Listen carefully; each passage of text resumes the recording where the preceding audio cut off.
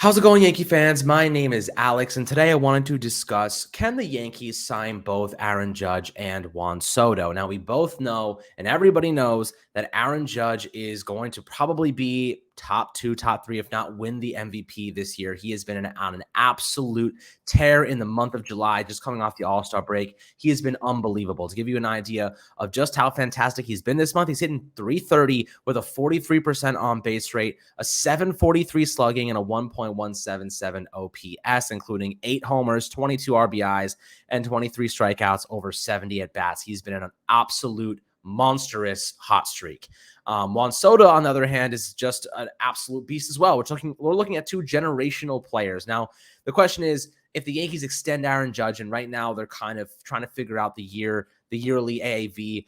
Right now, the Yankees don't want to pay him $35+ million per season. They've offered him up to $31.5, $32 million per season. But a 10-year deal is pretty hefty for Judge. I don't know if I would bite on a 10-year deal because that expires when he's 40 years old. And we all know he's not going to be able to be a good defensive player. Probably by the time he turns 36 years old, he's going to lose a lot of that athleticism he has right now. At his size and his weight, it's just not possible. If it is, I wouldn't be surprised because he is an absolute beast and he somehow managed to defy the laws of physics with his size and everything he's able to do.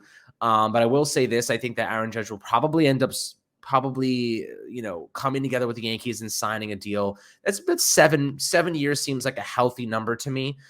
For about $34 to $33.5 million per season, which would still make him one of the highest paid players in the game and give him the money he desires. But I think he really wants that 35 plus. I think $34 million per season is the most the Yankees are going to go. And if they don't want to push over that amount, then, so be it. But you have to find ways to supplement him, which is where a guy like Juan Soto comes into play this season. Probably his worst season in the last 3-4 years, hitting 245 with a 40% on base rate, does have 20 homers with 43 RBIs. He's prepared to smash his personal best of 34 homers this season. He's 20 right now, so he's on pace to breach that mark. His hard hit metrics are incredible: 46% hard hit rate, 12.5% barrel rate, and a 90 mile per hour exit velocity on average. If he increased that launch angle a little bit more, you'd see him hit even more home runs. He has a 37% fly ball ratio, but his home run to fly ball ratio is just 20.4%. If you got that up a little bit more, the short right porch in Yankee Stadium as a lefty batter definitely increases those odds of hitting more homers consistently. But the question for you and me right now is, can the Yankees somehow afford to pay Aaron Judge an extension? I guess gain Juan Soto by giving up the farm, and then extend Juan Soto in a couple of years because he does have a couple of years of service time. He's a free agent in 2025. He is going to make a good amount in arbitration, 18+ mil, 17+ million per season. He's making 17 mil this year, so it's probably going to go up a little bit more next. But you still have 3 years of arbitration, and then he becomes a free agent where he's going to make 30 to 35 million per season. Now the Washington Nationals try to give him about 29.5. He said, screw off. I'm going to go find a better deal.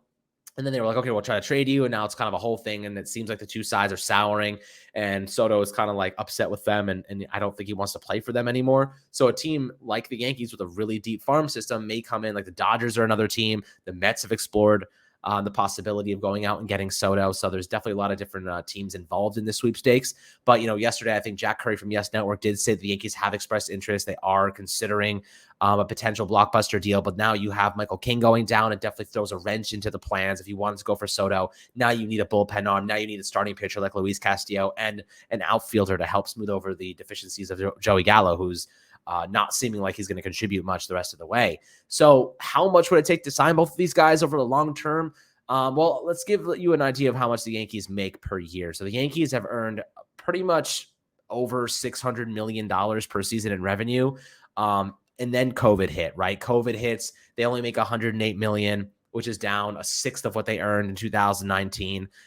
They took a huge hit there, but the entire MLB did. They did not play a lot of games. A lot of the players' pays were put on hold. So a lot of expenses were not being accumulated because of the lack of games played. But then you have 2021, last year, still COVID, infiltrated. And there's a lot of things that are going on, variables that are negatively impacting their revenue sources.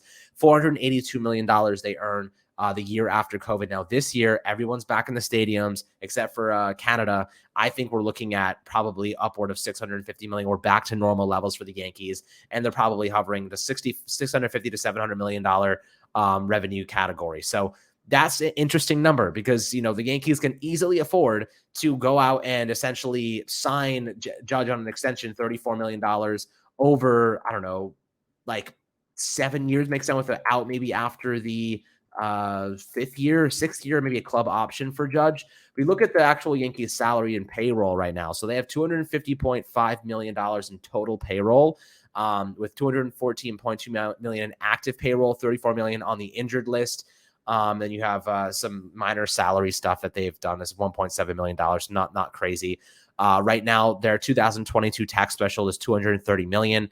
They don't want to breach that number, right? They don't want to breach the next luxury tax threshold because it really catapults the amount they have to pay in taxes. It's Hal Steinbrenner, it's not Steve Cohen. But then when you look ahead to the future, I look ahead to 2023, the Yankees only have $145.8 million in total salary payroll. So compared to this year, they have $100 million opening up, and that's because they have guys coming off the books. They have Joey Gallo coming off the books that'll save him $2.3 million. A ton of other guys, right? I mean, just some low money guys, but a lot of money is going to be opening up for this Yankee team next year. You have Aroldis Chapman, who's not going to be on the roster anymore. You're saving a ton of money from him. You're saving $10 million from him or something like that, maybe $14 million there. Zach Britton, that's $14 million. There's a lot of guys that are going to be off this team, so they can easily afford to pay Aaron Judge. He's making $17 million now, so they'll have to pay him about $15 to $16 million in addition to that next year. So it's not like insane. Like, they can afford to do it. The problem, and then you have Juan Soto, who has 3 years of arbitration and about $20 million.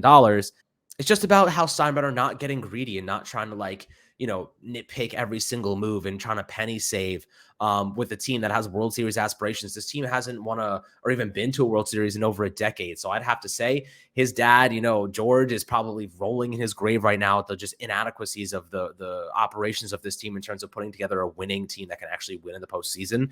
Like, I know the cheating stuff with Houston obviously impacted them and probably their ability to get to the World Series, but they got to go all in right now, man. Pay the guys, right? Like, Aaron Judge is your staple. He's the face of the franchise. He's on an MVP tear this year. He's absolutely on fire. He's hitting 294 with a 37.6% on base rate with 37 homers and 81 RBIs. The guy's absolutely on fire. He's a monster. You don't let guys like this walk, right? Like, the Steinbrenners, like, historically, when they see the Boston Red Sox with a guy like Aaron Judge, they go and freaking sign them. You know what I mean? Like, they don't let them walk from their own team. They've already carved out a freaking Judge memorial in the outfield. Why on earth would you be letting the face of your franchise go right now? It seems like a huge malpractice kind of decision to do. But I think for the most part, they could afford it. I mean, you're paying like $1 billion to get Juan Soto and Aaron Judge for the next 7 years.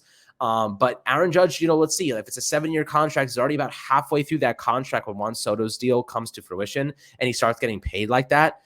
So there is like some cushion there, but I do think, they can probably figure out a way to fit these both in. And you look at big contracts on the roster currently, like Giancarlo Stanton, he's on the team until 2027.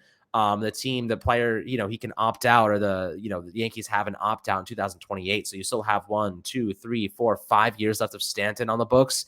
And then you have, Soto becoming a free agent in 2025. So if you signed him, you'd have to pay Soto big money for 3 years. So you'd have to kind of eat those 3 years. And then you have Stanton, who comes off the books, and you have $25 million opening up, which then just goes to Soto.